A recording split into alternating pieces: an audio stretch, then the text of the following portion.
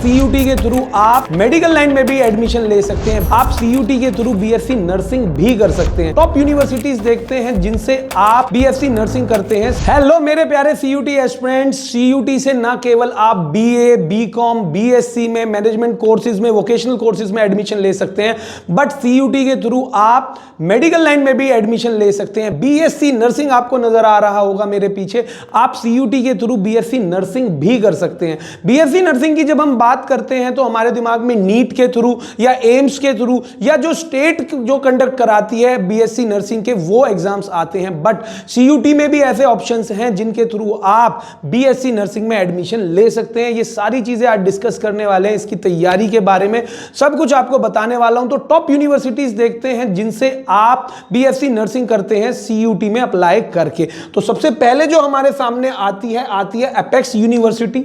यहां पर क्या है, आपको जर्नल टेस्ट के नंबर के बेसिस पर एडमिशन दिया जाएगा। एलिजिबिलिटी क्राइटेरिया में आपके 45% फिजिक्स, केमिस्ट्री, बायोलॉजी में और इंग्लिश में होने चाहिए। एक बात मैं आपको शुरू में बता देता हूं, आपका क्या कॉम्बिनेशन होना चाहिए कि आप मैक्सिमम से मैक्सिमम यूनिवर्सिटीज में एलिजिबल हो जाएं। तो आपको क्या करना है, वन लैंग्वेज, बड़े ध्यान से सुन लो बच्चों, बहुत इंपॉर्टेंट बात है, क्योंकि अलग अलग यूनिवर्सिटी में अलग अलग एलिजिबिलिटी क्राइटेरिया है, वो अलग अलग सेक्शंस के नंबर लगाते हैं। यहां पर सिर्फ जनरल टेस्ट का लगाया जा रहा है, बहुत सी जगह आपको डोमेन और जनरल टेस्ट का लगाया जाएगा। तो आपको क्या सिलेक्ट करना है अपने सीयूटी में, एक आपको लैंग्वेज लेनी है, 3 आपको डोमेन्स लेने हैं, ठीक है, अगर 4 लें तो बहुत अच्छी बात है, और एक आपको जीटी लेनी है। ये कॉम्बिनेशन आपका होना चाहिए। अब पहले एपेक्स यूनिवर्सिटी क्या ये टेस्ट आप दोगे सीयूटी में, वो आपके जीटी का नंबर उठाएगा और आपको एडमिशन अपने मेरिट लिस्ट के हिसाब से देगा। जिन बच्चों ने सीयूटी देने के बाद एपेक्स यूनिवर्सिटी में अप्लाई किया होगा उन्होंने।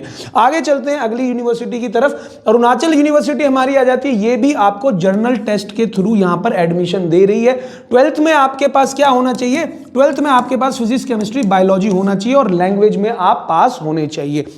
अगली यूनिवर्सिटी की तरफ चलते हैं, आपकी आती है आईईएस यूनिवर्सिटी। यहां पर क्या हो रहा है, देखो यहां पे आपके 3 डोमेन लिए जा रहे हैं, फिजिक्स, केमिस्ट्री, बायोलॉजी और आपकी लैंग्वेज। इस बेसिस पर आपकी मेरिट लिस्ट बना के आपको एडमिशन दिया जाएगा। अगली यूनिवर्सिटी की हम बात कर लेते हैं। बहुत सारी यूनिवर्सिटीज हैं, कुछ प्राइवेट हैं, तो आपको परेशान बिल्कुल भी नहीं होना है। अपने ऑप्शंस को ढंग से एक्सप्लोर करना, आपको ये बताना कि आप किन किन चीज के लिए एलिजिबल हैं, क्या क्या ऑप्शंस आपके पास अवेलेबल हैं, ये वीडियोस उनके लिए बनाई जा रही है। आईआईएमटी यूनिवर्सिटी फिजिक्स, केमिस्ट्री और बायोलॉजी के बेसिस पर, यानी आपका जो सेक्शन 2 मैंने बताया, जहां पे मैंने बोला था आपको 3 डोमेन लेने हैं, हो सके तो 4 ले लो, वो क्या करेगा, आपके फिजिक्स, केमिस्ट्री, बायोलॉजी के नंबर उठाएगा और आपकी मेरिट लिस्ट बना के जो बच्चे यहां पे अप्लाई करेंगे उनको एडमिशन देगा। अगली यूनिवर्सिटी की बात कर लेते हैं, तिरानथर महावीर यूनिवर्सिटी। ये जनरल टेस्ट के बेसिस पर आपको नंबर देगा, बट क्या एलिजिबिलिटी क्राइटेरिया रहने वाला है कि 12th में आपके पास फिजिक्स, केमिस्ट्री, बायोलॉजी और लैंग्वेज होनी चाहिए। ठीक है, 50 से 55% मार्क्स आपके होने चाहिए, तो आप ज्यादातर यूनिवर्सिटीज में एलिजिबल हो जाओगे। अगली यूनिवर्सिटी की हम बात कर लेते हैं, जॉय यूनिवर्सिटी आती है और यहां पर आपके बायोलॉजी, फिजिक्स, केमिस्ट्री यानी पीसीबी और इंग्लिश के नंबर लिए जाएंगे। जो आपने कॉम्बिनेशन बनाया था, एक लैंग्वेज, 3 डोमेन और जीटी, उनमें से नंबर किस चीज का उठाएगा, ये आपके लैंग्वेज का नंबर उठाएगा, बायोलॉजी, फिजिक्स और केमिस्ट्री का नंबर उठा के आपकी मेरिट बना के जिन बच्चों ने यहां पर अप्लाई किया आपको पता चल जाएगा। एलिजिबिलिटी क्राइटेरिया अगेन वही वाली बात है कि लैंग्वेज में आपको 60% नंबर चाहिए और पीसीबी में आपको 50% नंबर होने चाहिए। अगली यूनिवर्सिटी की तरफ आते हैं, हमारी रामचंद्र चंद्रनिवासी यूनिवर्सिटी। यहां पर आपको बायोलॉजी और जर्नल टेस्ट पे मिलेगा, यानी आपने जो क्या था, एक लैंग्वेज, 3 डोमेन और जर्नल टेस्ट लिया था, ये क्या करेगा, बायोलॉजी के और जर्नल टेस्ट के नंबर उठा के आपकी मेरिट लिस्ट बनाएगा। जिन बच्चों ने यहां अप्लाई किया है उस हिसाब से आपको एडमिशन मिल जाएगा। एलिजिबिलिटी क्या है, 45% इन पीसीबी। अगली यूनिवर्सिटी की तरफ चलते हैं, बहुत सारे ऑप्शंस आपके लिए लेके आया हूं। RKTF university Bhopal, biology, physics, chemistry और इंग्लिश, यानी आपका लैंग्वेज और डोमेन्स के बेस पर ये आपको एडमिशन देने वाला है। यहां पर आपको क्या है, 17 साल से ज्यादा, 35 साल से कम उम्र होनी चाहिए और आपके 10+2 यानी 12th में 45% एग्रीगेट होने चाहिए। अगली यूनिवर्सिटी देखते हैं, अगला ऑप्शन हमारे सामने आता है साईनाथ यूनिवर्सिटी। जर्नल टेस्ट के बेसिस पर आपको एडमिशन देगा। आप एक बात समझिए बच्चों, जो ये हमारा जर्नल टेस्ट है ये बहुत ही ज्यादा इंपॉर्टेंट है, बहुत ज्यादा इंपॉर्टेंट है।